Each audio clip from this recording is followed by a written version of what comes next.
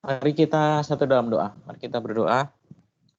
Tuhan Allah Bapa kami yang bertahta di atas, kami bersyukur Tuhan atas kasih setiamu. Kami percaya Tuhan di dalam setiap kehidupan kami, Engkau selalu ada Tuhan.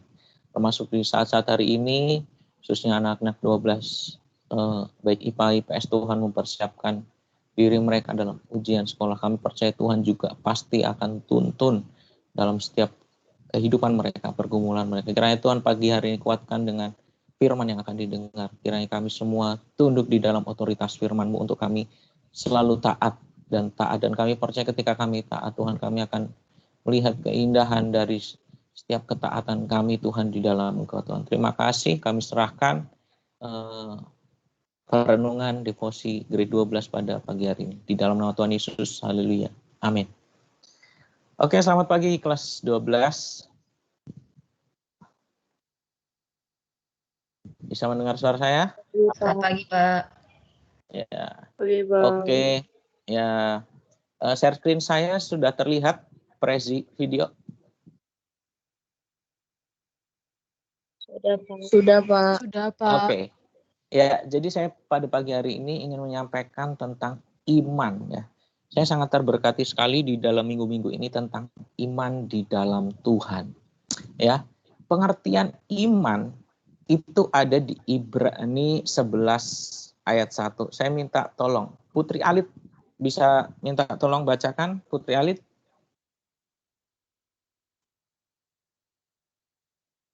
Ibrani 11 ayat 1. Ibrani 11 ayat 1, demikian firman Tuhan, iman adalah dasar dari segala sesuatu yang kita harapkan dan bukti dari segala sesuatu yang tidak kita lihat. Oke, terima kasih Putri Alit. Nah, iman adalah dasar ya.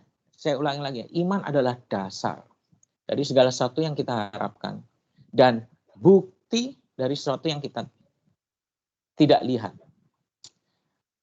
Memang iman ini adalah sesuatu yang nggak kelihatan ya, sesuatu yang abstrak. Artinya kalau kita ngomongin iman, ya kamu nggak bisa sentuh iman dalam bentuk benda gitu. Karena iman itu adalah belief system yang ada di dalam diri kita. Tetapi bukan seperti gini ya, sesuatu yang abstrak bukan berarti itu nggak relevan, bukan berarti nggak penting. Ibarat kalau kalian ini ya, biasanya wifi nggak kelihatan ya, dia abstrak, dia nggak kelihatan. Tapi ketika wifi itu tercabut dari sumbernya ya, pasti kita akan kelimpungan, gagal koneksi gitu ya, gagal connected itu ya, kita nggak tersambung. Nah, iman itu juga seperti itu. Jadi iman itu suatu yang abstrak, tetapi bukan berarti dia nggak relevan. Justru di dalam iman itulah yang mempengaruhi nanti sampai ke aspek prakteknya hidup kita. Pikiran, perkataan, sampai prakteknya hidup kita itu dipengaruhi oleh iman. Karena di situ dasar apa yang kamu harapkan dan meskipun kamu belum melihatnya gitu ya. Ya, kamu mengharapkan pasti itu adalah sesuatu yang berkaitan dengan masa depan dan masa depan itu bukan sesuatu yang kita bisa sentuh langsung gitu ya. Ya, jadi masa depan itu juga future itu juga sesuatu yang ada di depan kita nggak tahu. Tetapi dari kata iman itu kita tetap punya dasar dari yang kita harapkan. Ini kalau saya memikirkan iman ini adalah sesuatu yang kita percaya walaupun kita belum melihatnya. Kita beranggapan bahwa pasti saya akan dapat. Itu iman. Ya, bagi saya seperti itu. Ketika saya menginterpretasikan tentang iman dan gampangnya itu adalah iman itu adalah sesuatu yang kalian percayai. Ya, kalian percayai dan kepercayaan itu sesuatu yang nggak kelihatan. Tetapi bukan tidak relevan. Tetapi justru itu relevan dan sangat penting sekali iman itu, ya. Oke. Nah, itu pengertiannya. Nah, saya mau ambil tokoh iman. Salah satunya adalah Daud. Saya yakin kalian sudah sangat familiar dengan tokoh Daud. Nah, kalau berbicara Daud, kita pasti ingat langsung, wah dia Raja Israel yang berhasil membuat bait Allah mungkin gitu ya. Daud adalah Raja Israel yang menang perang terus. Jangan salah, perjalanannya Daud itu di awal-awal nggak nggak segampang yang kita pikirkan. Justru dia diproses dari sejak dini. Dan tokoh Daud ini dia mendeklarasikan imannya pada Tuhan kapanpun, dimanapun ia berada. Buktinya apa? Ya, saya hari ini ingin membawakan tentang experience-nya Daud ketika apa? Dia jadi gembala. Ketika dia jadi gembala, dia masih muda. Gak ada orang yang tahu pada waktu itu bahwa Daud bakalan akan jadi raja. Dan Daud pun gini ya, untuk masa depannya dia pasti nggak tahu bahwa dia akan jadi raja. Ya. Nah, kalau konteks kita, konteksnya kamu yang sedang dengerin devosi ini, saya yang belajar juga tentang ini, menyiapkan ini, kita tahu Daud jadi raja. Tapi kalau kita jadi Daud pada waktu itu, emang Daud tahu bakalan jadi raja? Enggak. Ya dia pada waktu itu dia jadi gembala. Dia belum tahu masa depannya dia sebagai apa. Tetapi dia praktekkan iman. Buktinya apa? Ketika dia jadi gembala, dia lakukan yang terbaik. Ya, kita tahu, saya yakin kita pasti tahu ya, pengalaman Daud ketika jadi gembala, dia seorang yang pemberani. Buktinya apa? Ada ayat Alkitab yang mengatakan dia hajar itu binatang buas seperti singa beruang, dia hajar untuk melindungi dombanya. Meskipun dia gembala, dia orang yang pada waktu orang Israel belum kenal dia. Tapi kita tahu effortnya dia. Sejak dini dia punya kualitas bahwa dia lakukan terbaik. Dia deklarasikan imannya kapanpun dan dimanapun. Ini keren banget sih kemarin saya dapat tentang Daud ini. Ya. Dan kita tahu peristiwa ini. Nanti silakan kalian belajar sendiri 1 Samuel 17, 40, 58 ya. Kalian baca lagi tentang kisah Daud dan ini saya yakin kalian udah pernah ya. Daud dan Goliat. Ya. Deklarasi imannya Daud nggak perlu dia menjadi orang yang dikenal dulu sama orang banyak. Enggak. Ketika itu ngelawan Goliat, nggak ada yang berani ngelawan kakaknya pun nggak berani. Bahkan prajurit Israel juga nggak berani. Saul yang notabene dia adalah rajanya, dia nggak berani ngelawan Goliat. Malah seorang gembala yang tidak dikenal, dia datang. Woi, Goliat, kamu boleh datang dengan pedang dan alat-alat perangmu itu. Tetapi saya datang dengan nama Tuhan. Kamu jangan hina nama Tuhan saya. Artinya apa? Deklarasi iman tidak memandang jabatannya si Daud.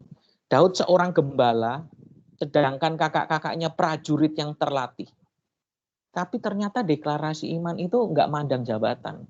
Kamu siswa, saya guru, ada presiden, nggak peduli tentang jabatan sebenarnya. Untuk deklarasi iman. Kamu kapanpun dan dimanapun deklarasikan iman. Ya, kamu saat ini sedang mengalami apa? Deklarasikan imanmu. Nggak peduli situasinya seperti apa. Nggak peduli kamu sebagai apa. Deklarasikan imanmu. Ya. Nah, saya ada buku. Ya, saya mengutip bahwa ternyata gini ya. Ini buku ketika saya SMA. Saya dikasih buku ini dan sampai saat ini saya bawa-bawa. Ada sebenarnya, cuman saya taruh di mana lupa. Nah, saya di sini dikatakan bahwa zona pertumbuhan iman bukan di zona nyaman, justru berada di zona yang penuh resiko. Ya. Ini memberkati saya bahwa benar ya, bahwa justru ketika kita berada di luar comfort zone kita, zona nyaman kita, justru kita akan bertumbuh seperti Daud. Dia berhasil membuktikan bahwa ketika ada konflik, ketika ada tantangan, justru dia buktikan. Dia sama domba-dombanya, dia mampu lindungi. Ketika ada konflik di Israel, dia muncul. Bukan karena dia ingin menyombongkan diri, enggak, tetapi dia mendeklarasikan iman dengan nama Tuhan. Karena memang Goliat menghina nama Tuhan pada waktu. Dan Daud bisa mengalahkan Goliat yang gede secara fisik, ya. Tetapi Tuhan lebih besar, Tuhannya Daud, yang menyertai Daud itu. Begitupun dengan hidup kita. Apapun kita dalam saat ini berada di situasi yang mungkin kita berada di luar comfort zone kita, berada di situasi kelas 12 saat ini, penuh dengan agenda ujian sekolah. Percayalah itu adalah zona pertumbuhan kalian. Ya, kapanpun dimanapun deklarasikan iman kamu, wahai kelas 12. Persiapkan dirimu di jenjang selanjutnya. Ya, walaupun kita kemarin sudah mendapat hasil ya SBMPTN, tapi menurut saya apapun hasilnya tetap kapanpun dimanapun deklarasikan iman. Zona pertumbuhan itu adalah memang zona yang penuh resiko, gitu ya. Tapi saya yakin itu akan membawa pertumbuhan. Ya, ini buku bagus nih, Rick Joyner, Kekuatan dari Hidup yang Kreatif. Dan terakhir kesimpulannya adalah, di sini ada kunci ya dan gembok. Sebenarnya ada maksudnya ya, deklarasi iman. Iman adalah dasar dari sesuatu yang kita harapkan. Jadi dasarnya iman kita itu di dalam apa sih? Dalam Tuhan, seperti judul pada pagi hari. Dalam Tuhan itu artinya apa ya? Di dalam firman Tuhan. Kiranya kehidupan kita punya iman. Tetapi bukan berarti kita enggak perilaku kita, perkataan kita harus ada dasarnya. Dasarnya itu apa? Kuncinya itu apa? Kuncinya adalah setiap kamu, tindakan kamu itu harus didasari oleh apa ya? Tuhan. Artinya firman Tuhan. Ya berarti kalian nurut dengan firman Tuhan. Terus kalau kaitannya dengan kehidupan kita apa? Ya kalian saat ini sedang ujian sekolah. Deklarasi imannya apa? Ya imanmu itu dibuktikan melalui bahwa kalian taat dengan firman Tuhan. Taat firman Tuhan itu apa?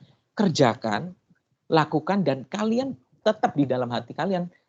Apapun gembok yang saya hadapi, tembok ya, pintu yang saya hadapi, kuncinya adalah iman yang didasari oleh firman Tuhan.